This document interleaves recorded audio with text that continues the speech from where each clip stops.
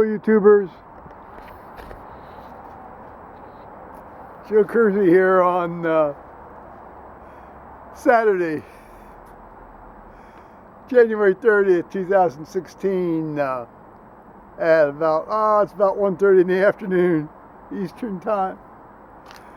It's glorious. It's 50 degrees right now. This is tremendous. I'm in a storytelling mood. This won't be one of those talking chin stories like my last video was. At least I sincerely hope not. Unless my little camera, I think my little camera's dying. Either that or the battery was dying or something. In any case, a good workman does not blame his tools, so enough of that.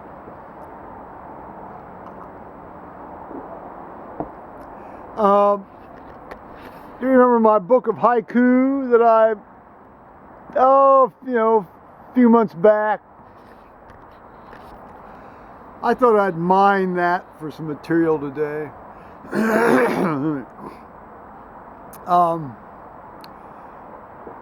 Obviously, I don't want to repeat tales.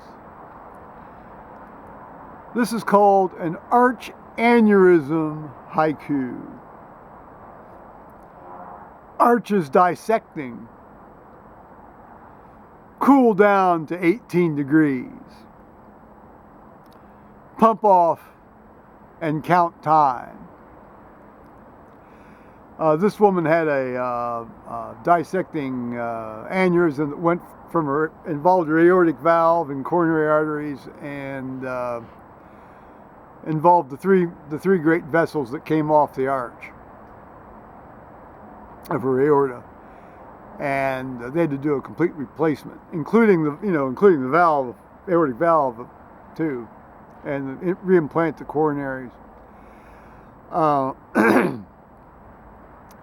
They did total circulatory arrest on this woman. That's the only case I've been involved in where they did total circulatory arrest. And at 18 degrees centigrade, you have a half hour.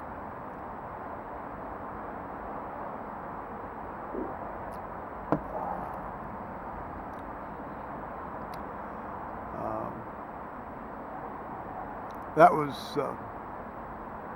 very interesting time in a very quiet operating room too, I might add, without the pump running and the usual chatter. A medical economics haiku. This is still, it's true today. That's the day I wrote it. We had to kill her in order to care for her. The bill goes out today. I think that one pretty much speaks for itself. A John Peter Minton haiku, number 2.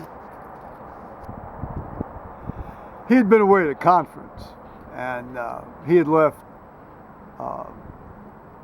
an intern, one of the other interns, to actually no, he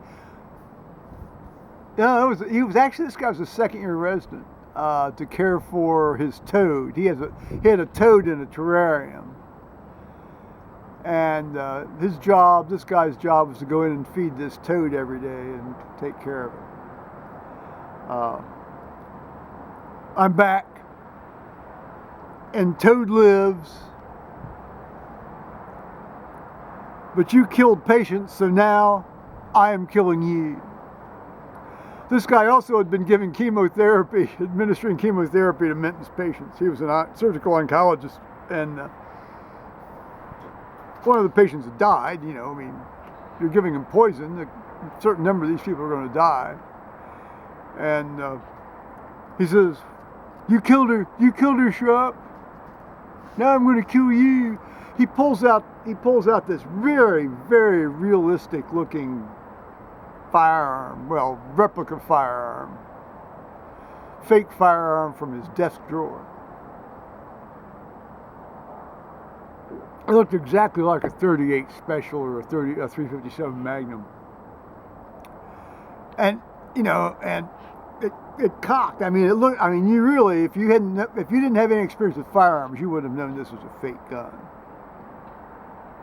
That's how police end up shooting people. And so he pulls this thing out of his desk drawer, points it at Schropp, and Schropp fainted. Just fell right out of his chair. He passed out. He was scared, just scared shitless. He was also a very short little guy. He was about a little over 5 feet. And when he ended up down at Grant for a rotation after I was on staff down there, I think he was in his, he may have been in his third year. He was on his third year then, I guess. In any case, they couldn't find anything that was small enough to really fit him, and so he ended up actually taking a pair of these big fat pants and putting the waistband drawstring around his neck and cutting holes out the side for his arms, out the side of the pants. Looked like something out of an Arabian Nights stage farce.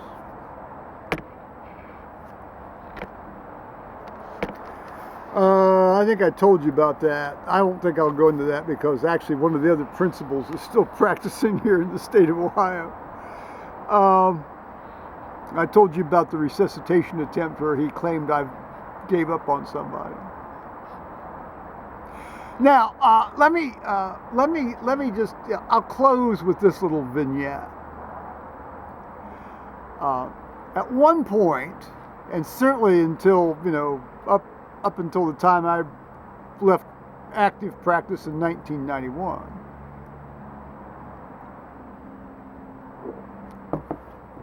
surgeons that had trained at Ohio State, well, a very fine program in pretty much every other respect, were notorious for not knowing how to administer local anesthetics so that the patient actually would, not be feeling much pain. They feel tugging and maybe just a little burning every now and again if you're just having a case done under local, but they wouldn't use adequate amounts at all. And they just sort of stick it in, wouldn't wait for a setup, just cut. I mean, that was the hallmark of an Ohio State trained surgeon.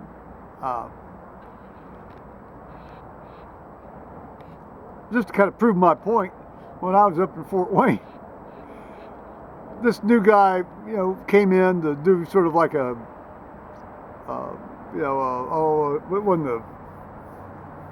wasn't a guest shop, but he had like temporary privileges at this hospital. And he introduced himself, and he didn't say where he'd trained or anything, and I was working with him, it was like a local standby thing. And he sort of goes, and then cuts, and I said, I bet you trained at Ohio State. He said, yeah. He said, I thought so. He said, how can you tell? I said, because you don't know how to use local anesthetics.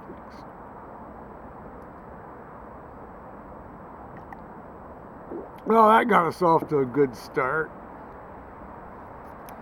I'm going to give joint credit to my ex-wife on this with me. My ex-wife being Faith N. Kersey.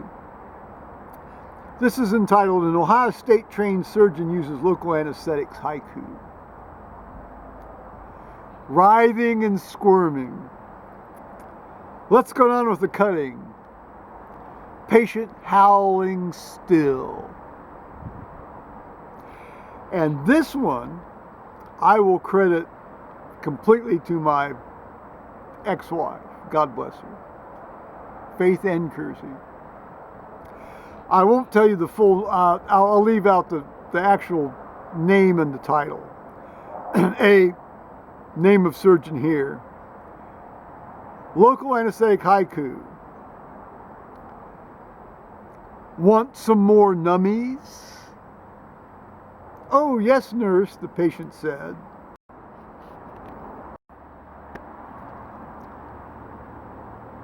"Too bad it still hurts." Oh, I'm sorry, I think you may have seen that guy's name. Ignore that.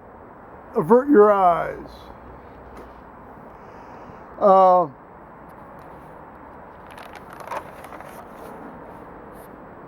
Yes, no, that's the way this guy would talk to his patients. There was a certain subset of there's a certain subset of women in Columbus that like being talked to that way. I can't imagine any woman with a brain that's functioning even above 50% would want to be talked to that way, like some sort of little Barbie doll.